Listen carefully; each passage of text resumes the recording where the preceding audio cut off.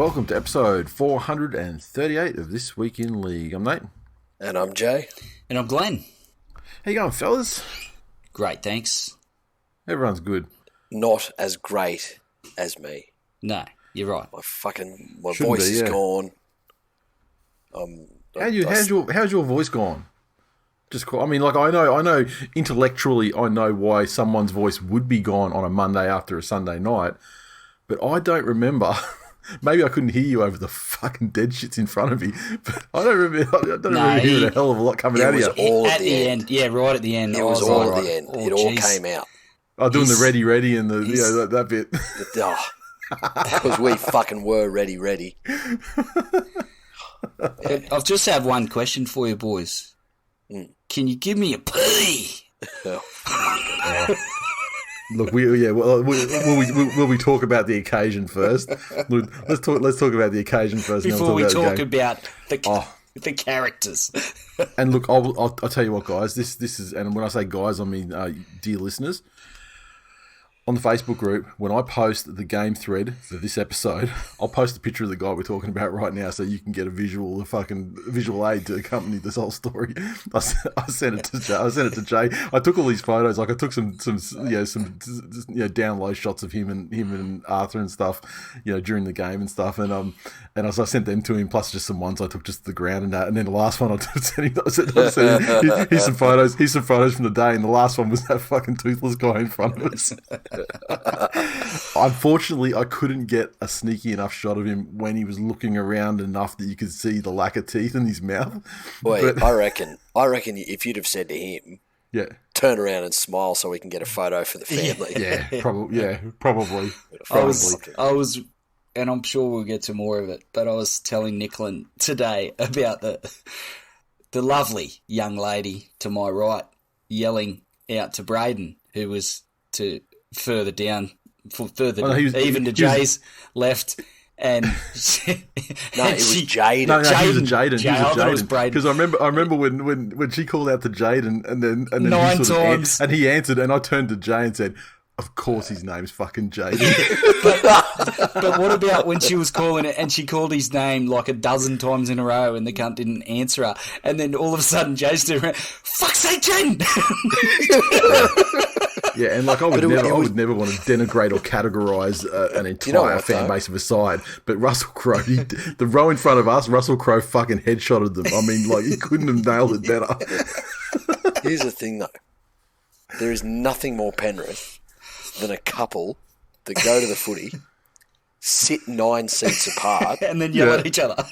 And when she wants his attention, she can say his name exactly the same way 47 times in a row. Yeah. Like Mrs. Stepdad's got 3 J's in her before the tone raises, and I snap out of whatever I'm doing and turn around. But this was like, it was 8 minutes of just solid Jaden. For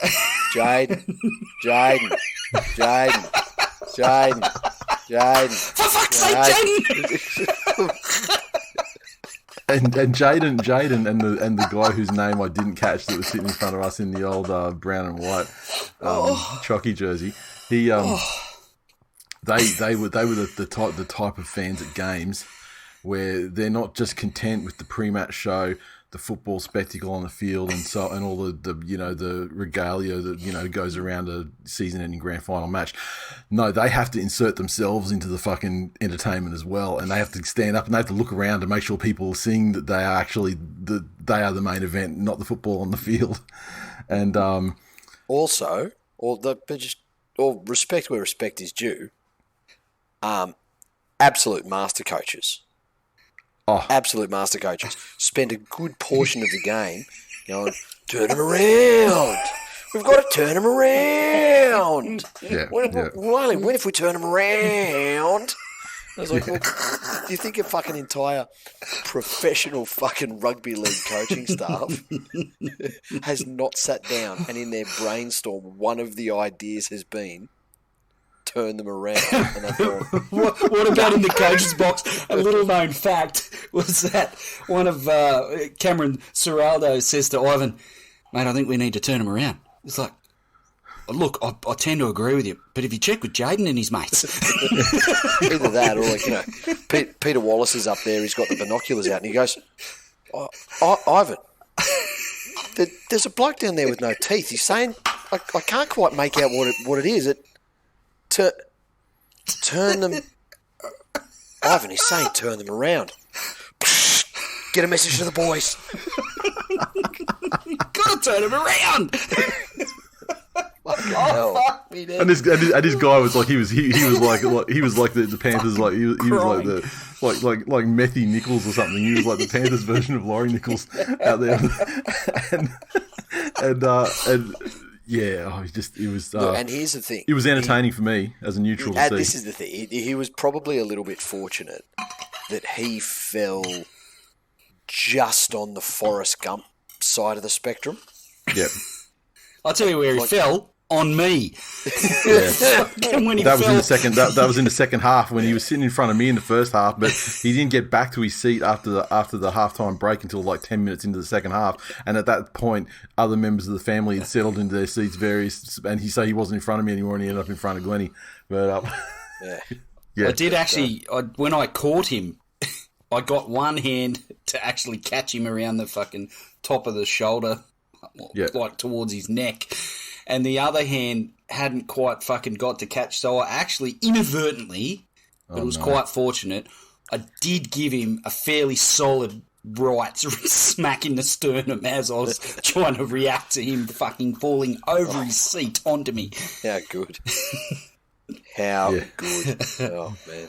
But, good times. You know what? Everyone's fucking journey through life is just as valid as mine. Correct. Bullshit. And that night was just as special for them as it was for me, and I am fucking glad that they were there to enjoy it. Because if there is one redeeming factor of people like that, it is that they are diehards. You know they have been through some fucking dark days, especially with this club. Look, let me tell you, that guy in front of us, he definitely did not fucking buy a brand new Dada jersey and put it on right before the game. I'll tell you that much. You're a piece of shit. Jay. You are a piece of shit. Why are you the way you are? I'll take fucking full credit for that. Hey, Jay had he had his Chocky Soldier jersey there, and he saw that one. I was like, oh, and he bought himself a new jersey on the night. I'm not saying it's the only Penrith jersey he ever owned or anything, and he's just fucking suited up for the game. I'm not saying that at all. Putting on the fucking 1991 jersey was the reason they won. Oh, that's the reason. That is the reason. All right. That tipped enough of the fucking universe's want that it saw that, and the scales went back to good. Right. Is there? Fuck, I mean, we're gonna. I know. It was, yeah, it was like $120 or something. Yeah, fuck yeah. Down from 160. Into it. That's a Penrith pineapple. We're probably going to think of other things that we remember from the actual just the periphery of the game and the day and everything itself as we go, I think. But so I would let's just say, without any further ado, and when we talk about express episodes, I mean, we got one game to talk about, and believe me, we'll stretch it out as far as we can. But no, we'll see. Well, fucking, you get what you get, and you don't get upset. Oh, I'm still a little bit heartburny from drinking that fucking 16-year-old fucking scotch that tasted like barbecued fucking whiskey. Like, the smoke profile was so high on it. It was fucking great. The grand final result, Penny Panthers 14 defeated the South Sydney Rabbitohs 12, Suncorp Stadium, in front of a crowd of 39,322 future fucking COVID cases, of which we constitute 3, and it'll be a nervous fucking 13 days. Yep. I got the feeling today. I had the same feeling I had the day after we went to Fat Belly Jack's, the last day before shit locked down, at the first time COVID came out. Fucking hell. I woke back up in March. I woke up in the middle of the night because I needed a beverage because my fucking throat was raw. Yeah. And in my half fucking asleep state, I've gone, oh no, sore throat. Before realising that it doesn't fucking instantly that's a Rona. get you. yeah, I'll be very interested to see what comes out of it, because when they talk about the the social distancing and everything, and there was much made of the 25% of the fans that they cut off. They really legit just cut off the last 25% of tickets sold on certain ticket allocation days, and you could see there was only like there were a couple of bays, like 2 bays that sort of had like the top half of them were kind of empty, like just like someone, if you lobbed a grenade into a bay and emptied it out, that it was otherwise it was. And let me tell you, the mask mandate, what fucking mask mandate there was. Well, to be fair, I had my mask on when we got there. Yeah. And I was fucking bullied out of it. By who? By you. I didn't fucking bully you shit. Fucking bullshit. Fucking bully you shit. In a public forum, hacking on me. I wasn't hacking on you. You said... So hang on. It's his fault that you care what other people think. He said he had his mask on. Is that the story we're going with here? I took my mask off because I forgot, because the last couple of games it's been, when you sit down you can take your mask off. And so I've forgotten. I just autopilot just did that, and Glenn's got his mask on, and he looks at me, he goes, oh, I've still got my mask on. And I was like, and if I recall, I said I could have my mask off while I'm eating and drinking. Mm. And sure, I wasn't eating or drinking, but I wasn't. If I recall correctly, you said to him, "Congratulations for being so conscientious." Yeah, you commended him. I didn't even call your memories of last night are quite sketchy. And I think I may have said something along the lines of... Maybe you do have Rona. I may have said something along the lines of, I'm double vaxxed, I don't give a fuck. Yeah. Or something of that nature as well. But, to be fair, I was looking for any excuse to get out of the claustrophobic piece of shit. So I took it off in a heartbeat. Yeah. While we're on the subject of the crowd... Yes. Did it feel to you like the crowd was very heavily South Sydney slanted? Yeah, I'm pretty sure it was. I mean, there were a couple of times when it didn't feel that way, but I sort of had to. You have to do the mental calculation as well, realizing that we were in Panthers Central, and so it was always going to be whatever the Panthers' reaction was. It was loudest exactly where we were. Which, although I haven't had a chance to rewatch the whole game on television. I've sat down and watched some of the highlights again though. Mm. And that last try that South scored, they scored down our end. Yeah. There were a lot more fucking Rabbits supporters in our bay than you'd think. Yeah, there were 2 directly behind us and another couple in front of us. See. Yeah, but when you watch that and you see the try, and the cameras kept down the end they scored it. Yeah, like when Penrith scored, there's Crichton's try. Yeah, on TV they flash back to our bay. Yeah, right. But when South scored, they stayed on our bay, and there were a lot of Bunnies jerseys in there. But it was definitely like when they do the call out of all the players on each side. To me, I think the loudest cheer, the 2 loudest cheers of the entire sides and coaching, was Benji and Wayne Bennett. Yeah, and this leads me to my next point.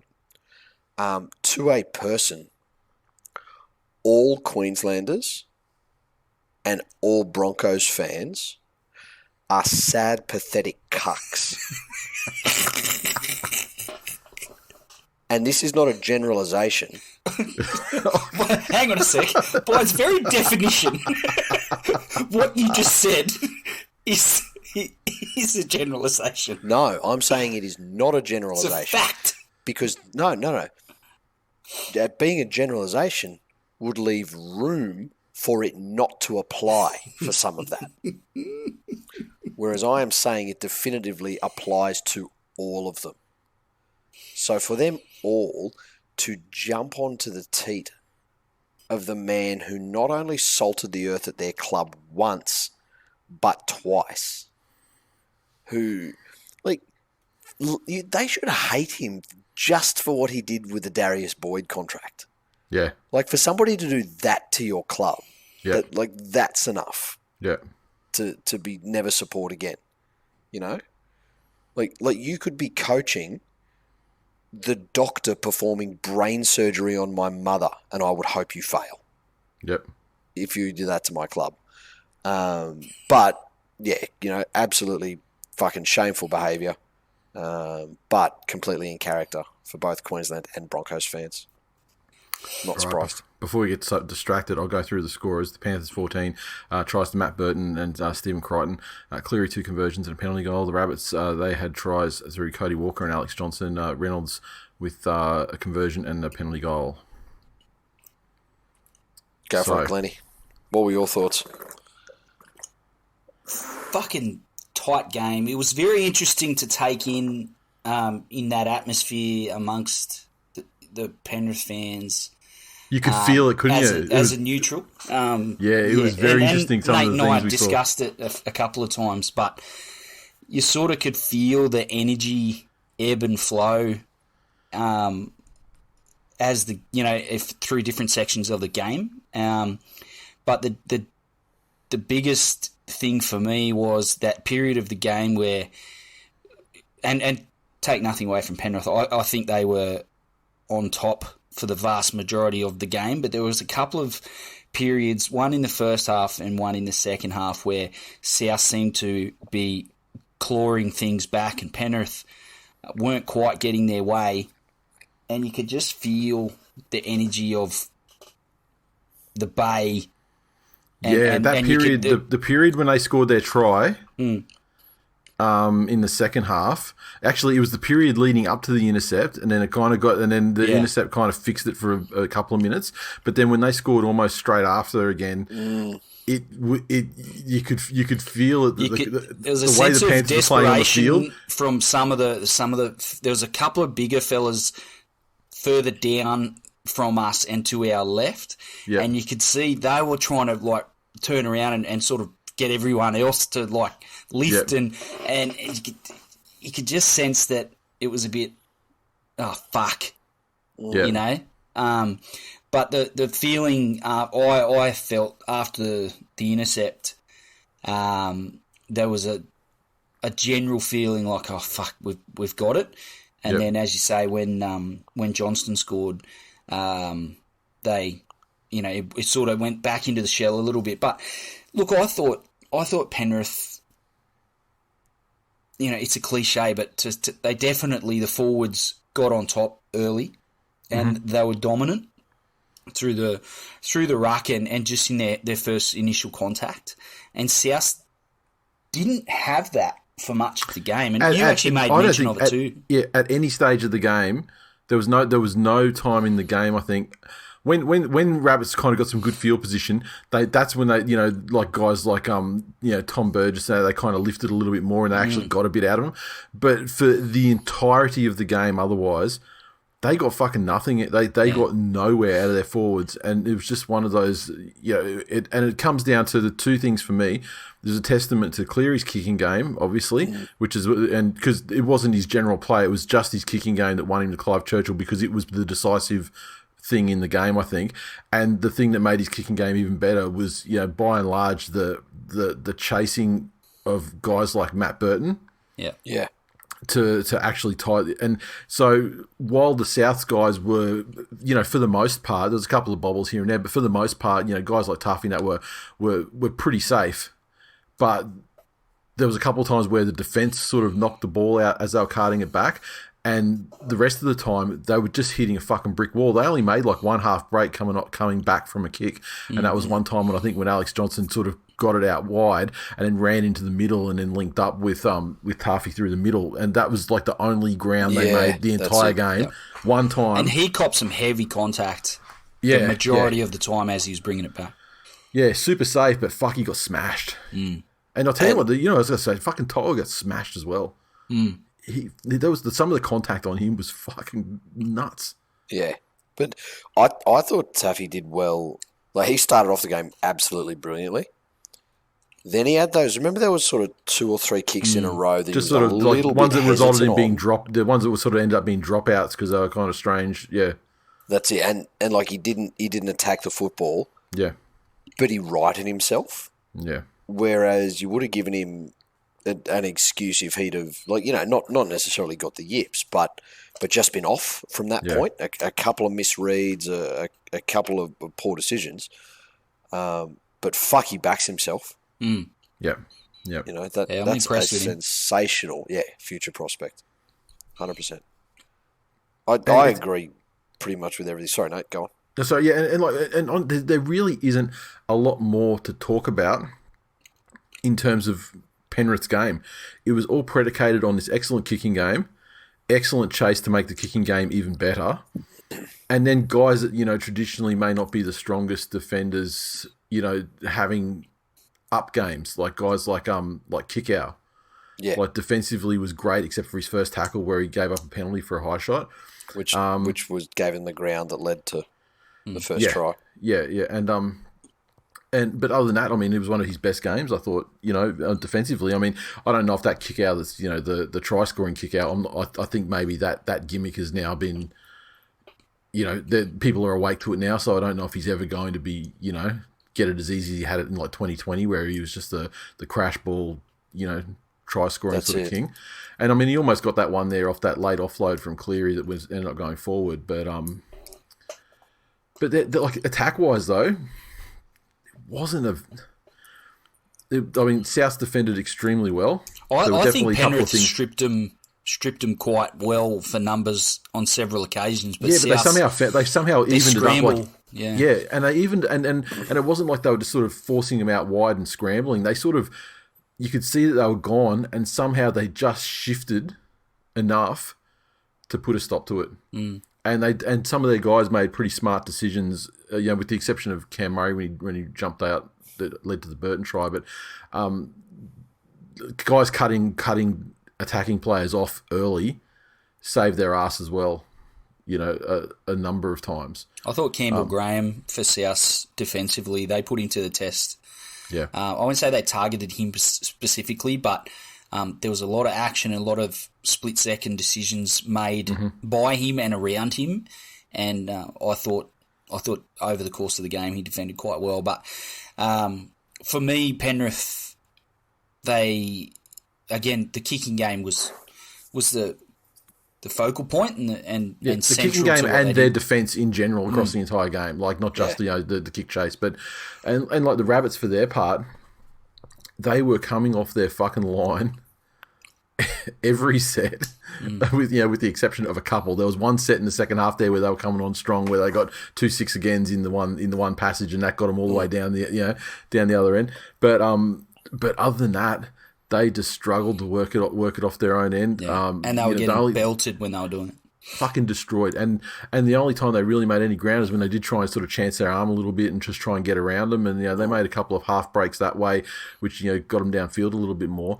But and I think Reynolds, the groin injury, I think he still was suffering from. I haven't read anything about what 100% he was, because he's kicking, like, they couldn't even muster a long kicking game. I mean, the amount of times that the Panthers started their sets, like the Dylan Edwards, he got a lot of meters because he was catching the ball on his 20. And or he's 10 and getting to the 30 every single time, and it was free meters because the Rabbits were not chasing hard. Yeah, that's it. To cut it down either. And so they didn't need the massive meters out of To'o. I don't know how many meters he got, but it felt like To'o got smashed most of the time. When he did a lot of hard work last night. Yeah. Like he didn't shy away from his effort, but he got fucking belted, and he kept coming.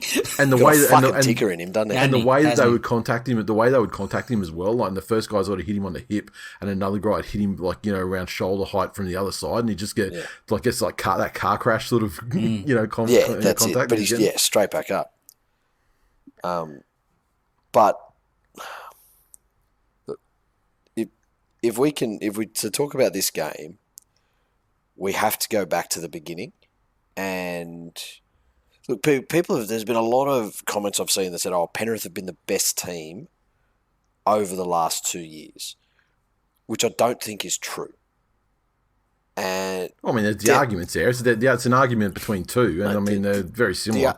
The argument is there, but there were patches last year where Penrith were not great. They were amazing in the early part of the year, but then they tapered off.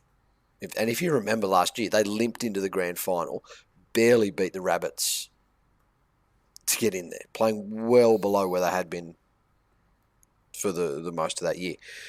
Then this year was tougher again, with the sacrifices they made to win New South Wales the Origin Shield, losing both their playmakers for different periods of time, and what that did to the attack. And Luai never returned after Origin. Yeah, exactly. Didn't play another minute in season 2021. Jesus fucking Christ, Nathan. He's lost his mojo though, like properly, like 100% though, right? You can't. Yeah. You can't argue Well, with look, that, I'll get to that in a minute. But one thing that this definitely does now is that it puts the Melbourne Storm and Cameron Smith's final season in the place where it rightfully belongs. Yeah. Nothing more than a fucking footnote in the story of Penrith's 2021 victory. Because I said it last year, Melbourne had nothing to do with that grand final. That grand final depended on Penrith and how they played. Melbourne were just there. They didn't actually take part in it. They didn't do anything. No one will actually remember them as being the champions. What they are now were just the opponents that gave Penrith the motivation to win in 21. They're essentially what the fucking Raiders were in 1990. A bunch of overhyped. I fucking thought we were going to escape this, but you've just warmed up to it. I'm so proud. Mate.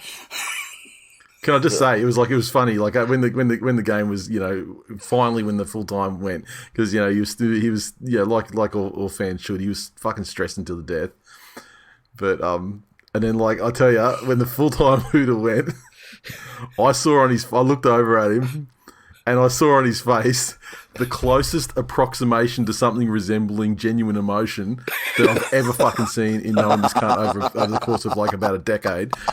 And I tell you, it like when I say approximation of emotion, I mean it was it probably wasn't quite as emotional as like Roy Batty in Blade Runner, or it was about as emotional as Arnold Schwarzenegger when he's going down thumbs up into the fucking melted steel at the end of Terminator 2. It was about that level of emotion, like not quite human emotion, but it was fucking close, like the closest I've seen for sure.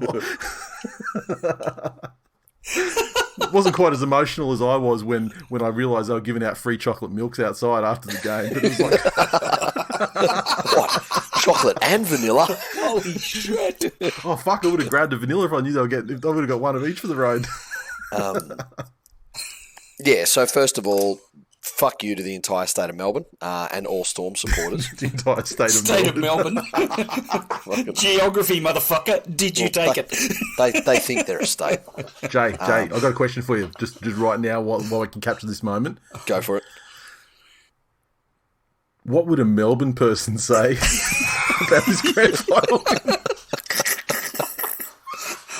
Wait, let me get myself comfortable. Okay, go.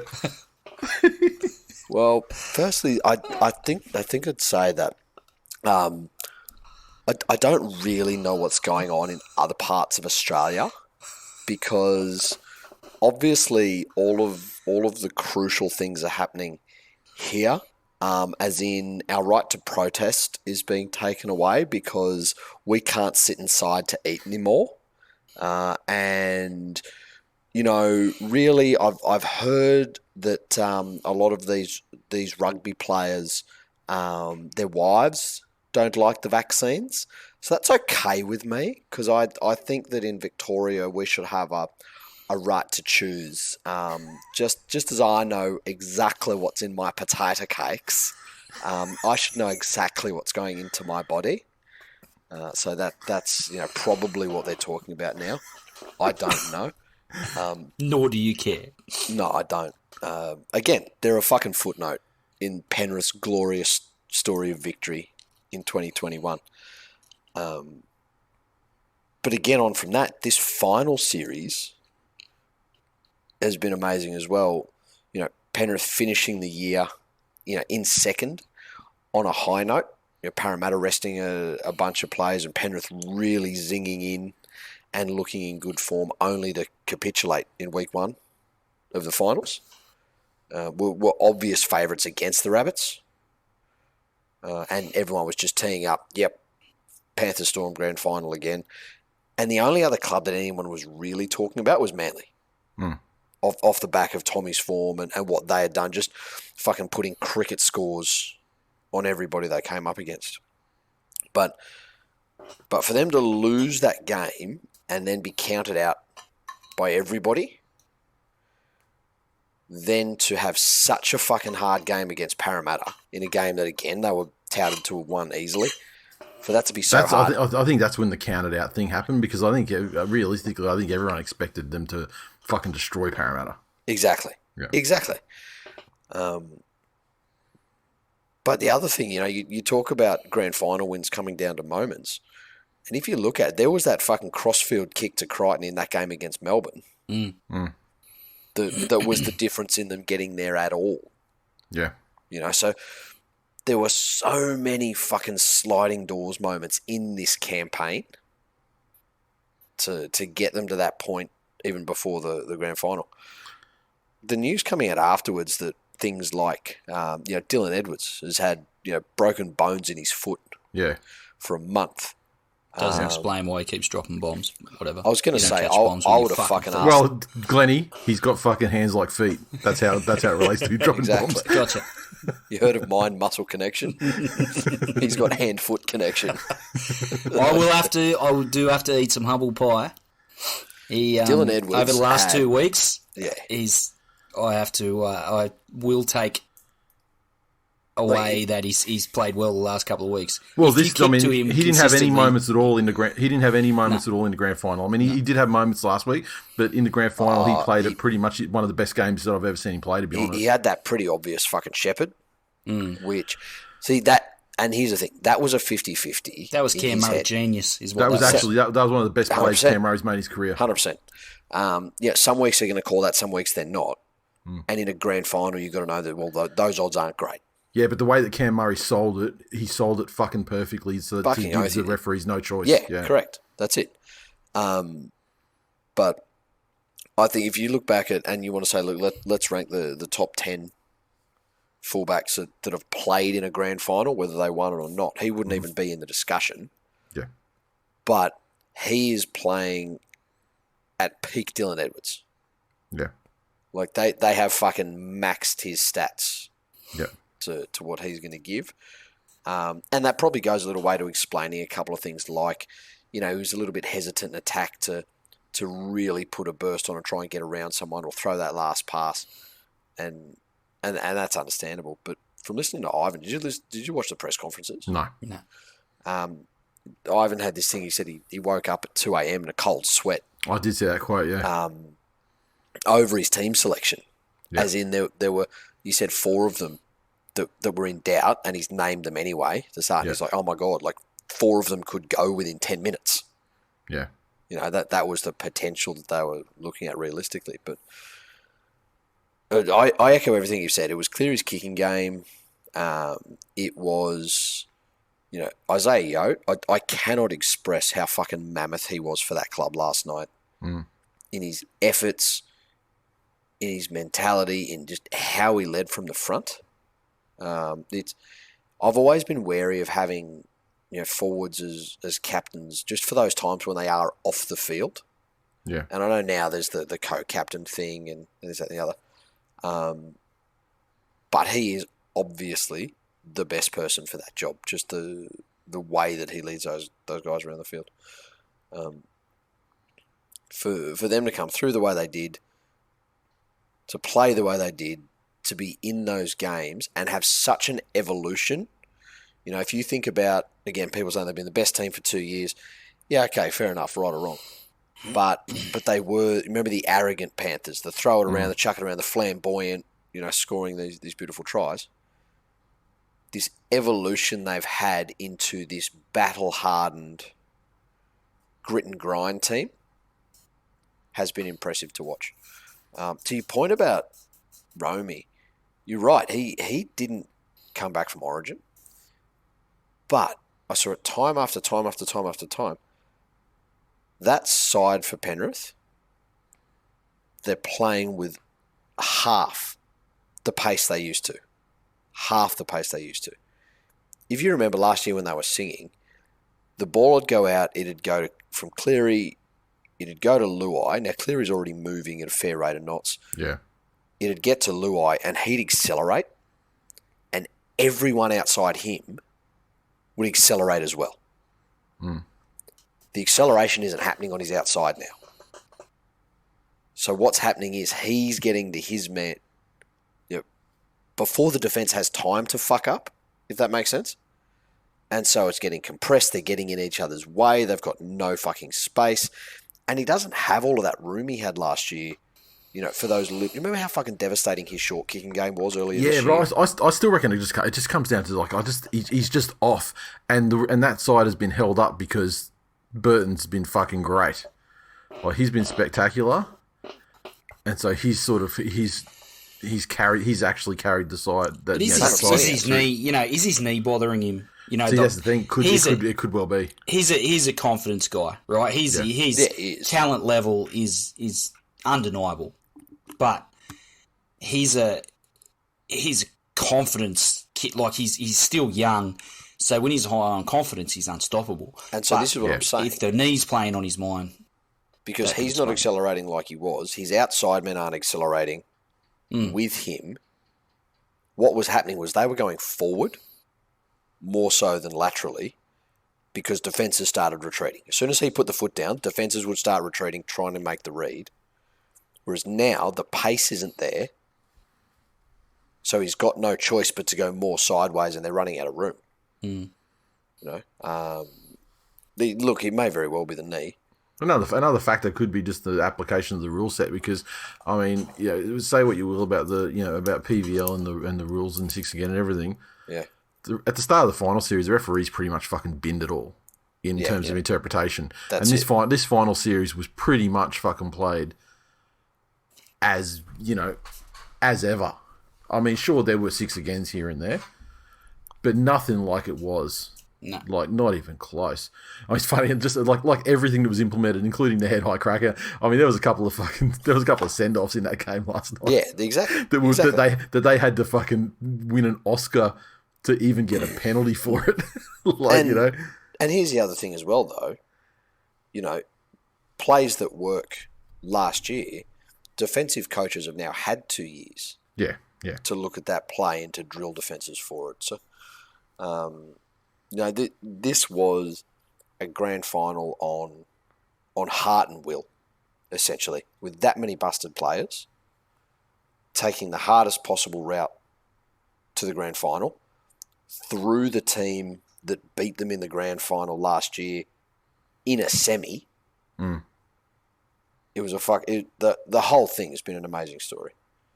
And now, with all of that being said, it's crazy to think that despite the fact that I would, let's be conservative and say that the Panthers controlled 80% of the game, dominated 80% of the game in terms of your field position and whatnot. The Rabbitohs had to throw an intercept to lose the game and bomb a try in the last one. Was it like 1.5, 2 minutes? Where that was their left side, best side, fucking score 10 times out of 10. Yeah. And given that game, the way that game was run, I think if they had Latrell on the field at that point, the pass wouldn't have been thrown, and he would have barged straight through 2 guys and carried him over the line and got it down. Yeah, well, if your fucking auntie had nuts, she'd be your uncle, but she doesn't. Yeah, but I mean, it's crazy to think that the Panthers were that dominant. Tyrone May, it was 50-0.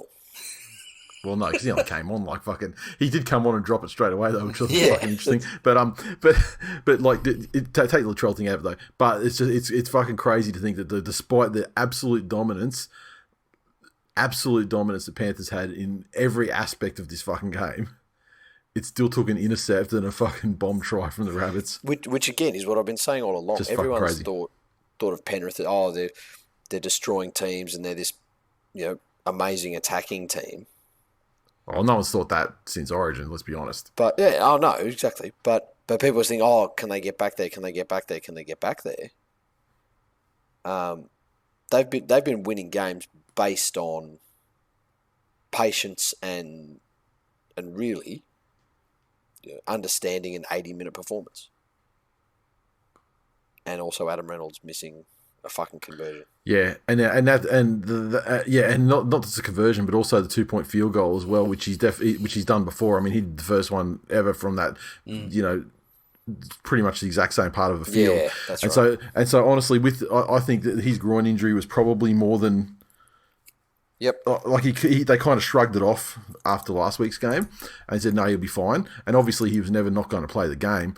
But I was surprised given the kicking of Taffy last week. I thought that maybe, obviously the guy who's going to grab the ball is that, like credit to Reynolds for being the guy. He's been the guy for South for, his entire career and all of that. But I just can't help but wonder if the fucking groin might have it definitely affected the field goal, I think, because that happened. He was right in front of us pretty much, and he had a great crack at it. And I mean, there was pressure, He had but plenty of time. He had plenty of time. There was pressure, but he had so much time. Like for Adam Reynolds, he had all the time in the world.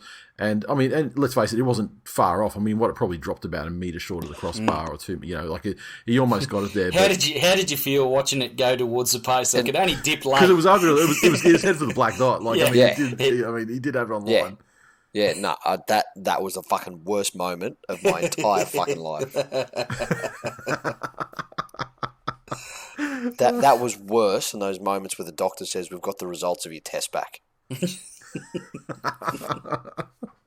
And knowing those results of those tests, I can't. That's saying something.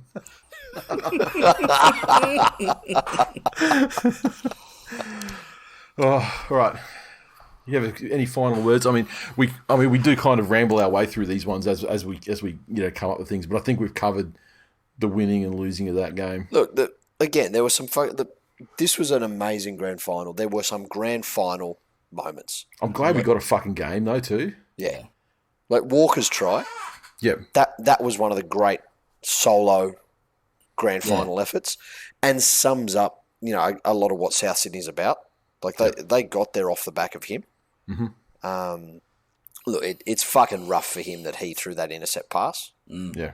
But again, everything that did came through him as well, though. That's it. There were a couple of amazing fucking defensive efforts. Like Kickow had one where he's fucking throwing cunts into touch. It was worthy of a grand final. Definitely.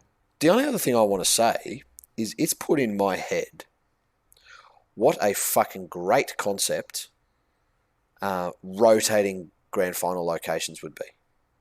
And I'm obviously sitting here with some fucking fairly big rose-coloured glasses because I got to see my team, win a grand final live. Mm-hmm. I got to take my boy with me, which is a fucking absolutely amazing thing that I am exceedingly grateful that I had the opportunity to do. And, then I do understand, though, that there are people in Sydney who missed out. Yep. And the majority of them have been nothing but fucking courteous, understanding that there were larger things at play than themselves. Mm-hmm. There's been a couple of lippy cunts that think just because they live in a postcode, they have fucking, special rights that no one else should have. Yep. Don't understand the way the world works because, these sort of people appear to be ignorant little fuckwits. But, I'm not a massive NFL fan, mm-hmm. but I do understand the concept of how they work their Super Bowls. Yeah. I would fucking love a grand final that rotated.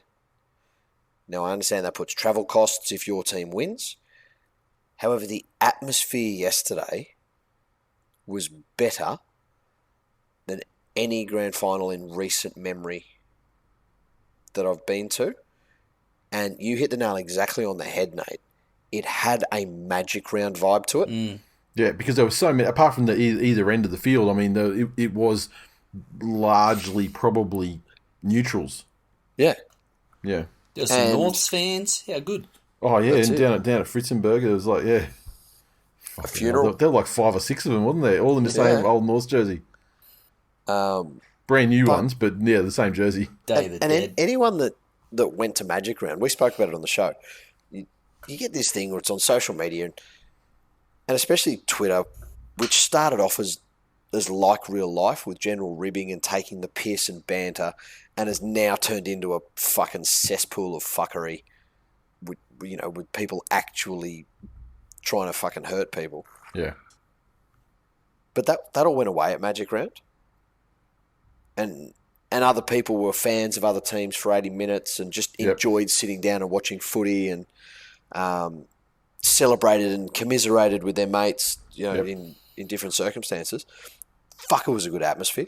It was amazing. And I think, done properly, there are many better options than to hold grand finals at Homebush. Yeah. Well, I mean, the way the NFL does it is, they actually have, like, the host city will bid for it, and which provides an injection of cash into it as well, which I'm sure the NRL would love if Melbourne wanted a grand final that badly. Yep. That they could then bid for it and, beat a bid, coming from Perth or whatever. I mean, given the size of the sport in Australia, I mean, it's going to be probably one of 4 places unless New Zealand want to get in on it, which I'm sure they would. But yeah. But see, here's the thing, if all the Queensland sides get together, and very soon there'll be North Queensland and the Titans and the Broncos and Redcliffe, if Dolphins. You believe what you read. Yep. Why can't they all get together and say, well, fuck yeah, let's bid. One of us might make it, one of us might not make it, but fucking how good for our junior clubs and all of this other stuff that's coming on for the sport in our region. Adelaide might say, oh, fuck, our tourism dollar's down this year because people have discovered we're a fucking hole. Yeah. Why don't we bid and for wine doesn't fucking cover it anymore. Yeah. We've got this fucking cricket stadium. We can repurpose that. That'll seat 60,000. Fucking, there you go. Somebody fucking send a fax to the NRL and ask them for the grand final. Send a raven. Fax a check. Fax a check to them. But it was a fucking amazing atmosphere. Well done to everybody involved. It was great, and they did a pretty good job, I think, down there at Suncorp as well. Like the areas they had outside and the general carnival atmosphere they had, the places, the food venues on Caxton Street and in that general precinct would have been fucking loving it, because I know from in the early afternoon and definitely after the game, I mean, fucking the lineup for the strip club was fucking deep, wasn't it, Glennie? It was. How long did we have to wait to get in there? Fucking hell. I'll tell you what. That's part of the night I don't remember. There are some kids of single mums got iPads today. I'll tell you that much. On the socials, one of the strippers, give me a P, give me an E, give me an S, give me a T, give me a D. The funny thing about that guy was the first or second time he did it, he went through the thing. He goes, give me a P, give me an E, give me an N, RITH. Then he goes, then you think, okay, that's going to be the one. And he goes, but then after he's finished spelled out Penrith, he's like, give us an E, give me an R. And what do you got? And the crowd are like, and the crowd around are kind of like, I'm not fucking sure. Is this like the Queenslander of Penrith and it's Penrither, or is it, or did you start off doing Penrith but then thought you were doing Panther and then fucked up and sort of changed? I wouldn't be surprised through.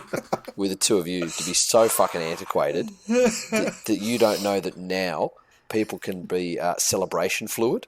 You can start off as one celebration and just change to another celebration anytime you feel like.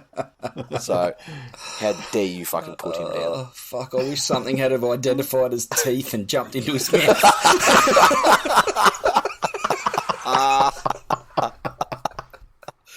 Title of the show, identified as teeth. I was going to say celebration fluid, but I've got a couple. I've literally got 3 options at the moment. Yes. Well, hit some socials. Hit some socials, and don't hit Tyrone May's one either. The fucking oblivious cunt that he is. Jesus Christ. Surprisingly to Glennie, there was only fluid in one of us. So. Jordan said the hashtag Yeary of Cleary has finally come about. It fucking has indeed. And look, that is the other thing. Wayne Bennett alluded to it. Did you hear Wayne's presser? The quote of that? He spoke about Ivan. And he spoke about him in this. Like, Wayne Bennett has these moments that surprise you. where you're like, oh, you're a fucking human being after all. He spoke. No, you had one of those moments with Jay last night at full time. You're not just some fucking old guy that dumps loads in my grandma.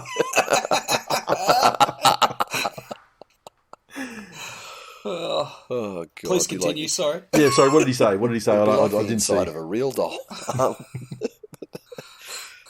He said, a real doll made out. It's a real doll, except it's crocheted though, because it's like a grandma one. It's because they're made out of paper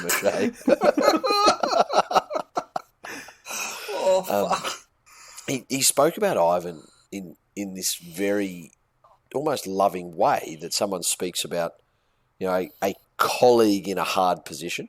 Yeah, right. Like, whereas it's obvious they're not friends socially, but Wayne understands and appreciates enough about what Ivan would be going through. And he alluded to the fact that Ivan had a monkey on his back. They'd been successful for 2 years, 2 grand finals in a row, amongst a bunch of other things. Yep. All the stuff's been dredged up this week about how we left the Tigers and, all of the fucking negatives around it. Can't perform on the big stage, took the Warriors there, got smashed, never should have been there, all this stuff. Yep. And Wayne said, sometimes you get a monkey on your back. Well, he had a gorilla. And now it's gone. So the best thing for me out of this one is that it now, I guess, legitimises the Cleary duo as the right decision. James said, this is for the Penrith nerds, the Perms, Stepmum Nat, Chris Bailey, me, all the long-suffering fans who once pinned their hopes on Luke Walsh and Travis Burns. Hashtag Eerie of Cleary. That thread continues. Joe says, how long should I wait to go to the hospital for this throbbing erection? I don't see it ending anytime soon. And I would also like shout out to Joe, yeah. Yeah, a massive shout out to Joe, who was good enough to help us get hooked up with tickets when it was apparent that Penrith were going to get through. So absolute fucking legend, Joe. Thank you. Rishi said, absolute nail-biter of a game. Kick out, gave away a penalty. Tyrone May dropped the ball for no reason, but in the end, Chins get the wins. It's just science, people. Chris, I love this one. Not even the Toto proposal to someone else could ruin this euphoria. And look, he's made himself into a darling of the women in the league through his actions, like Dally M Night and also that proposal thing. But like that, those proposals though, there's like it makes for a nice moment as part of the moment. Yeah. But the first thing is, he's proposing to her, and then they don't get to celebrate that engagement. He'll be fucking getting loose with the boys for a week first, and then she won't see him. But well, no. Did you see what he did? No. He gave her a lappy. Yeah.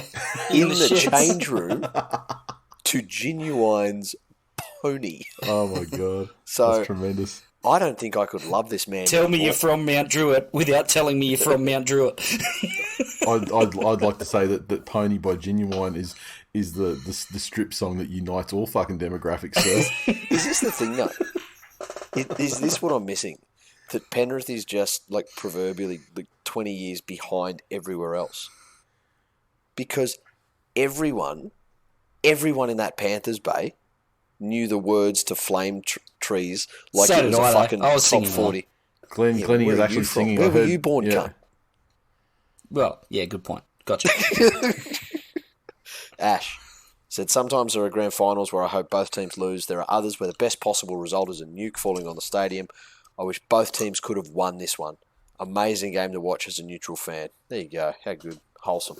Ben said, Tyrone May getting a premiership ring has to be one of the greatest injustices since Cardinal Pell got off.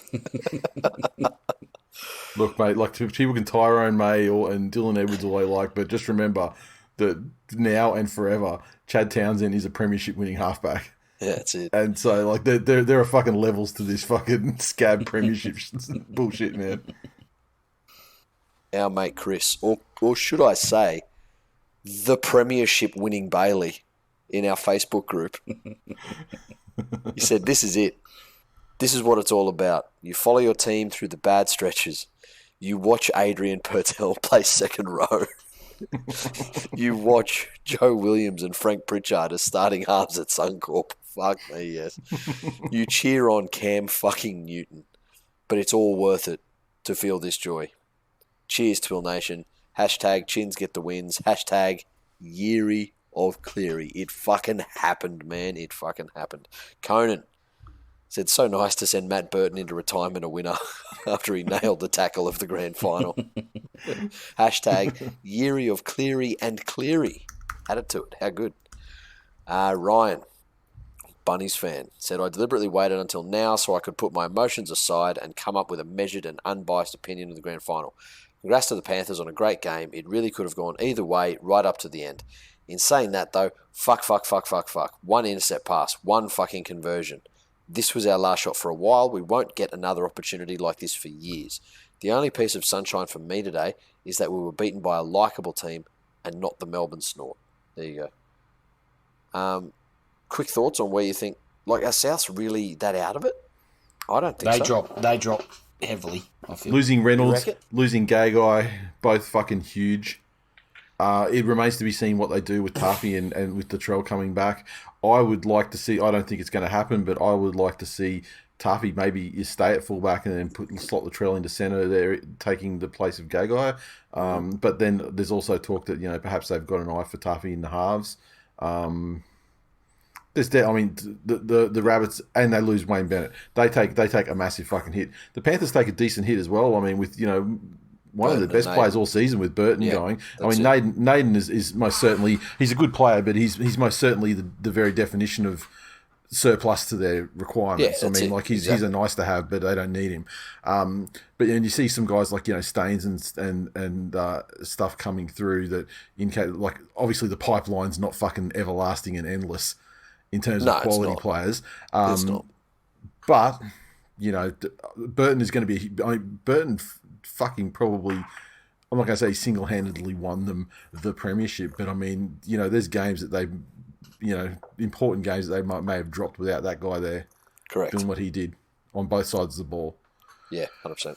So they will miss him, and I don't know how he'll go over at the Doggies because. But South Capewell as well. Capewell as well, yeah. Capewell's a big loss. But Souths, a team still with Cody Walker, with Latrell Mitchell, with Damien Cook. Oh, they're fine. They're going to make the 8. But I mean, they're going to take a hit though. This was their chance. With this group. I mean, they've got to add some pieces now. They've got to develop some. Yes, some pieces have to emerge next year for them to replicate what they did. Correct.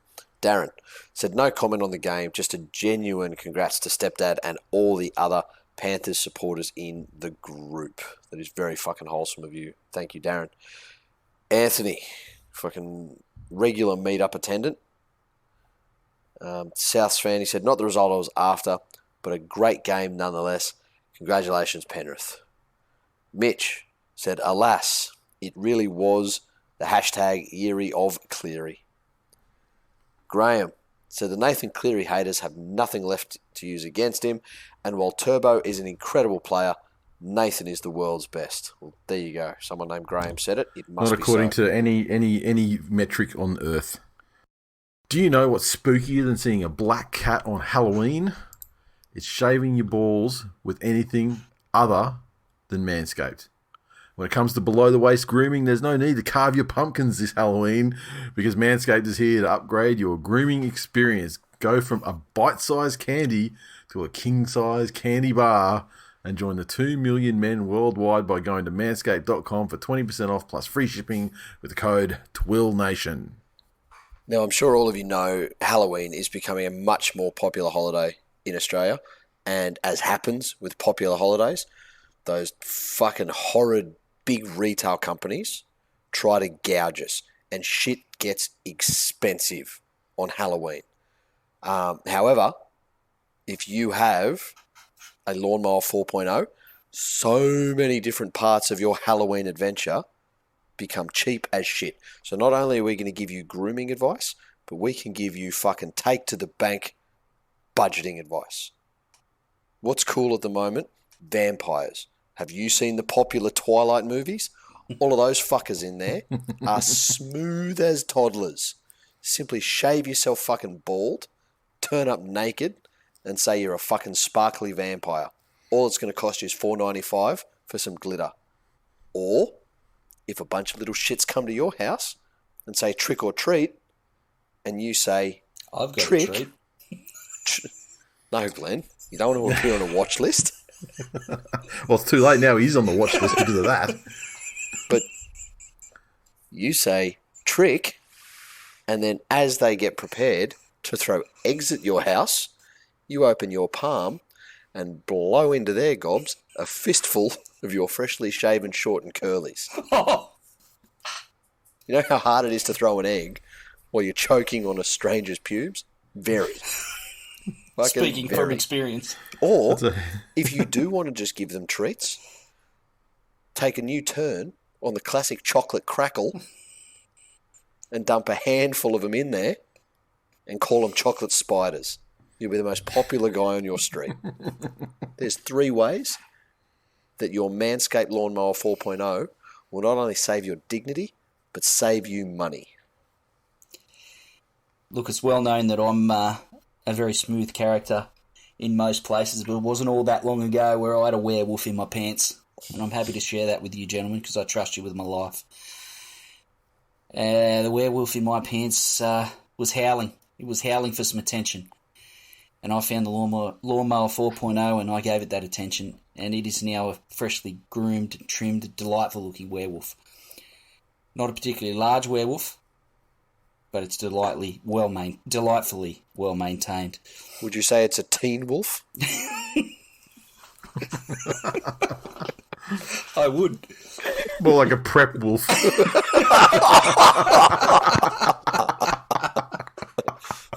It's like Muppet Babies, but werewolf version. I gave my werewolf some extra attention with Manscaped's liquid formulations. The Crop Preserver, it's a ball deodorant, and the Crop Reviver, ball toner. The werewolf was howling with delight. No one could hear it because it's too small. But don't take my word for it. Get amongst it yourself. Get your own werewolf in check. They've got a bunch of other life-changing products on their website, so be sure to check it out. And get 20% off plus free shipping with the code TWiLNation at manscaped.com. That is 20% off plus free shipping with the code TWiLNation at manscaped.com. Say trick or treat to your new beautiful Halloweeny with Manscaped. They've absolutely fucking nailed you with the copy there. I love it.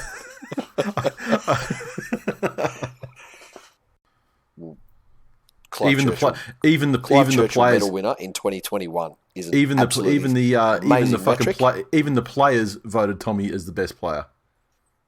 Yeah, before even Nathan Cleary voted Tommy as the best player before because he's humble. Well, he's a lovely guy, and you know he recognises. Yeah, he doesn't chase the fucking accolades like that lispy fucking giraffe. See, he also won the academic fucking player of the year as well. Yeah. Fucking champion. Because it's fucking human nature. If you can't understand what a cunt says, you think he's good at physics. Have you ever listened to a Stephen Hawking lecture? Well, he's easy to listen to. I mean, he's just a robot. Just clarifying. It was like you just compared Tom Trbojevic to Stephen Hawking. Gotcha. Well, exactly. I don't understand what Stephen Hawking's saying either. Listening to a Stephen Hawking lecture is basically is like listening to fucking This Week in League when you're talking, Jay, except it's got slightly more emotion in it.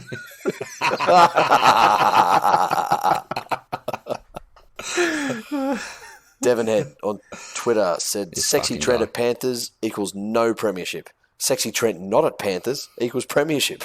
Coincidence? That's the fucking premium analysis of this entire fucking situation. That's it. That's science. When people want to talk about science, that's the fucking science right there.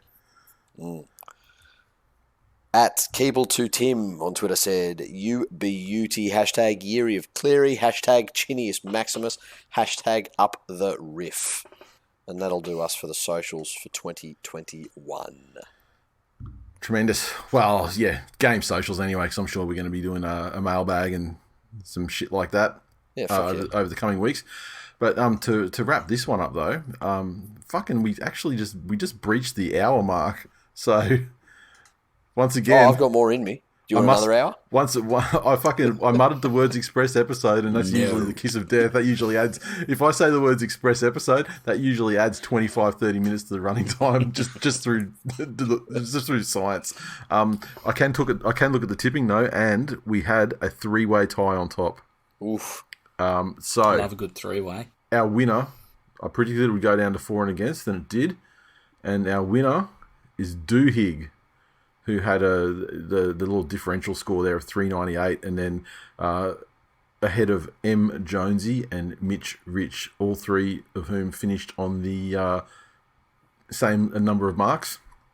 I'd say a couple of people. Looks like basically people just rolled the dice like, look, I'm going south. If they get the upset, then that puts me in position to take it. But Doohig, I reckon. Well, we'll probably throw him a membership next year. Hey, for being a champion. Let's get some prestige and some champion.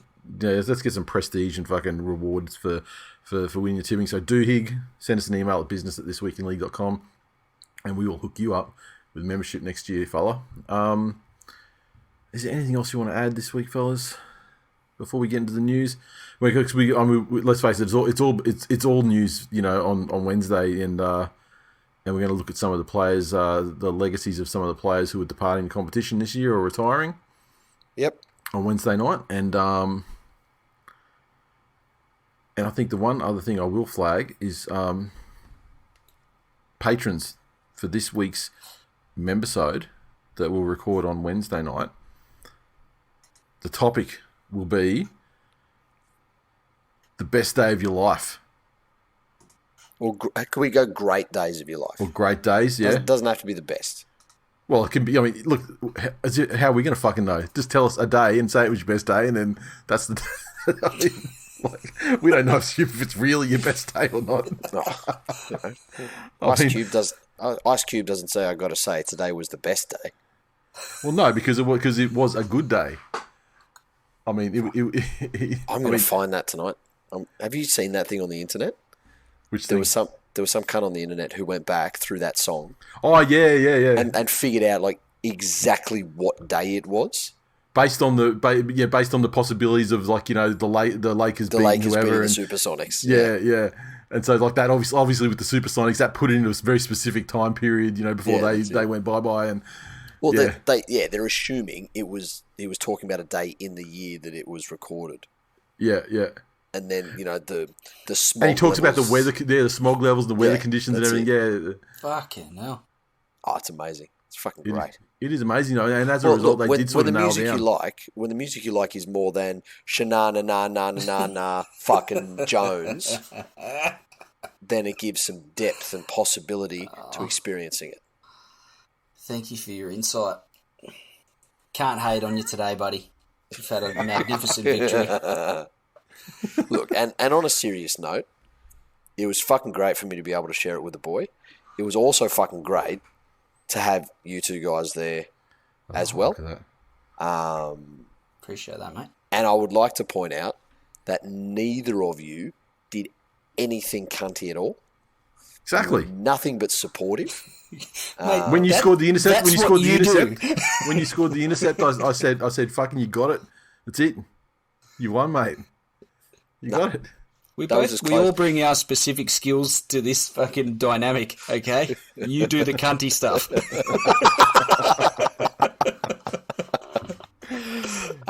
You didn't knock out me brethren in front of us. I did turn to Glenn when that guy in the jersey was in the jockey jersey was standing on the seat in front of me. I was just like, okay, cunt, I want to watch the game now. You've had your fun, fucking sit down. And I did turn to Glenn and say, how many rows do you reckon I could fucking launch him if I gave him a fucking from the shoulders like a double-handed push? And having caught him, he weighed nothing. Yeah, so, I probably could have put him onto the field. I think he could have javelined him fucking over the black dot. Give me a push. We were on our best behaviour. We were. Because it was your day, not ours. That's it. And look, here's the I almost said to the guy, "Hey, do you know where you'd be great? Out on the fucking stairs over there, so you can get both sides going." But yeah, it's But to be fair, the atmosphere, as you said before, but just being around it and not having the emotional attachment, but watching, people fucking go mental and be, excited about their rugby league team. It was very cool to look around and see, all the different people just fucking loving it. Yeah, it's a great equaliser. Mm. It is. And on that note, that's full-time episode. Repeat 2022. Oh, fucking Jesus Christ. Yeah. You fucking let's fucking talk in March. We just had some nice things to say about one another. Don't fuck it up now. Dylan Edwards, Dally M fullback of the year. Fuck! I'm going to stab myself in the fucking eye. I can't wait for fucking Sportsbet to set the line for that. And you have to put money on it. And I'm talking about money that you will fucking hurt in your fucking anus if you lost that money. If you're going to say shit like that, you need to back it up. But that is full-time episode 438. Thanks for listening, everyone. To find links to our various social media communities, Patreon, and more, head to thisweekinleague.com/links. You can find our Patreon at patreon.com/TWiL Nation. Come and join the fun. Additional episodes, membersodes, and more. And that's all I have to say about that. So thanks for listening, folks. And more coming your way on Wednesday. Can't wait.